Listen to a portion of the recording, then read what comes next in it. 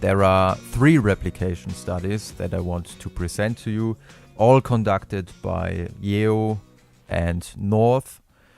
Adrian North has also been one of the authors of the landmark study. From my point of view, this is not perfect because I'd like to see replications from other labs, from other research teams. Nevertheless, it's of course normal and good that you are conducting more studies on your own research topic. Well, the first study I want to present to you was conducted, just like the 2 following studies, in Malaysia. The subjects were 90 Malaysian Chinese, which were recruited at the university. They were told, well, we are conducting a little study in which you will have to choose between different products. In order to rule out all other influences, we'll go to the library. You will sit in front of a computer and you will hear music via headphones, so there won't be any other noise disturbing you. So the participants were in the library. On the laptop they saw 24 different product pairs, and among these 24 product pairs there were 6 product pairs which required a decision between an Indian product, for example Papadams, or an Malaysian product, for example Keropox. I think I don't have to explain, everyone knows Papadams and Keropox. Not. At least when you're not from Asia. I suppose you don't know. It seems to be a thin, crispy, round, disc-shaped kind of stuff. Obviously you can eat it, and it's made, Wikipedia says it's made from lentils, chickpeas, rice or potato. At least this is said about papadams, and the Malaysian version Keropox looks quite the same. So among these 24 product pairs there were 6 that required a decision for an Indian or an Malaysian product. Of course, the music they were listening was not just about blocking out all other noises. Some participants were listening to traditional Malaysian music. Some other participants were listening to Indian classical music. And a third group of participants were listening to no music. And of course, what they were interested in was, does Indian music make you choose more Indian products, or does Malaysian music make you choose more Malaysian products? And indeed, that's what they found.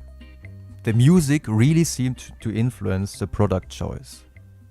One weakness of this study is that we don't know whether there were demand effects. Maybe some of the participants had an idea, just figured out what the hypothesis of the experiment was. Maybe they realized, well, now I'm listening to Malaysian music, so maybe I'm supposed to choose the Malaysian product. We really don't know, because they didn't ask the participants. And they also didn't ask the participants whether they were aware of the influence of the music.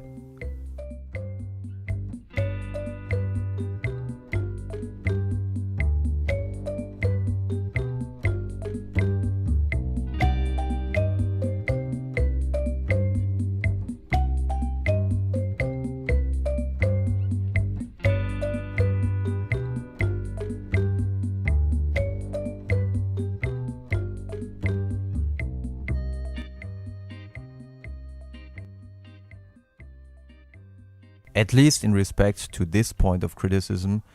The next study, conducted by Yeo and North in 2012, was an improvement. In this study, 90 participants, again from Malaysia, and again recruited at the campus of the university, had to choose between 2 alternate petrols. So they had to choose between the brands Esso and the petrol brand Caltex.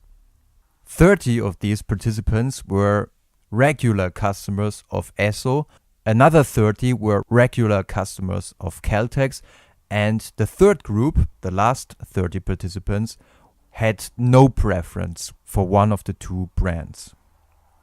All participants were shown a Caltex and an Esso advertising, which in fact was a PowerPoint presentation with 10 images for every of the two brands. And while they were watching this, well, you guessed it, they were listening to music, and half of the participants were listening to the song Eye of the Tiger. Almost everybody knows this song. And this song was fitting Esso much better because the logo of Esso is often presented with a head of a tiger.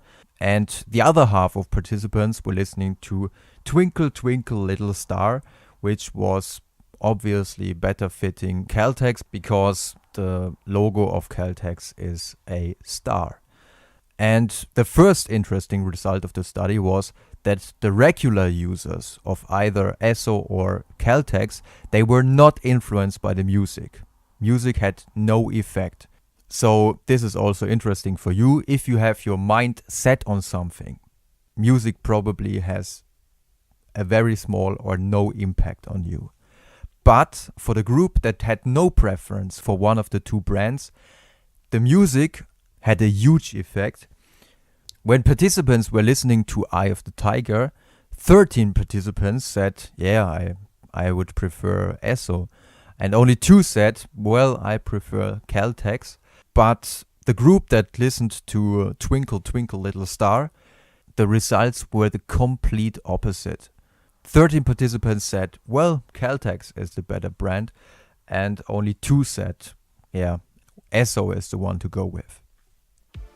And as I said, one weakness of the previous study was ruled out here because this time they asked the participants, were you influenced by the music? And it seemed like that the music's influence was not realized. Or again, maybe it was not admitted.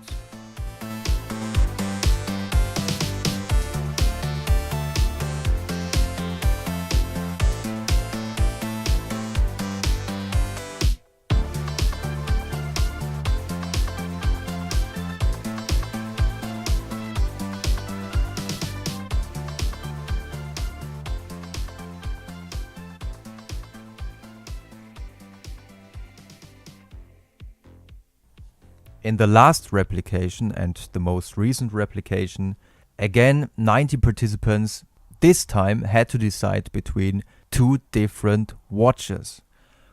The procedure was almost the same like in the 2 previous studies. They had 90 Malaysian students that were sitting in front of a computer. On the screen they were shown pictures and descriptions of the 2 watches. One was very luxurious, and the other was a very modish watch. What is especially noteworthy is that the presentation times of the pictures and descriptions of the 2 watches was only 15 seconds. So participants didn't have the time to check all the details. And the idea was, if they have almost no time to decide, they are probably more influenced by any kind of background music. And the background music they were listening to via headphones was either classical music, which was the Brandenburg Concerto No. 3 by Johann Sebastian Bach. This classical music obviously had a better fit with the luxurious watch. The second group was listening to funk music, more exactly to the song Musicology by Prince. This had a better fit with the modish watch. And a third group, this is also very important, the third group didn't listen to any music at all. So they had a control condition, a baseline condition, which told them, well, if there's no music present, how many people decide for the one watch and how many for the other watch. And in this condition, they found there was no significant difference. 14 decided for the modish watch and 16 decided for the luxurious watch. When classical music was played, 24 participants decided for the luxurious watch and only 6 decided for the modish watch. On the other hand, when funk music was played, only 10 decided for the classical watch and twice as much, 20 decided for the modish watch. So again, the musical fit effect seemed to be replicated. And again, in this study, the influence of the music was either unconscious or it was intentionally denied. Noteworthy are also the results of a second experiment, because in the same publication they also report that they conducted this study again. Everything was the same like in the first study. They had the same number of participants, they had the same procedure. The only difference was that this time the presentation time of the watches, of the descriptions of the pictures, was not 15 seconds, but the participants this time had as much time as they wanted to have. They could read all descriptions, and only then they had to decide which one they would go for. Under these conditions, the influence of music was much smaller. The results even missed the significance level. So if we have time to think about it, to think about what we really want to have, the effects of music seem to fade.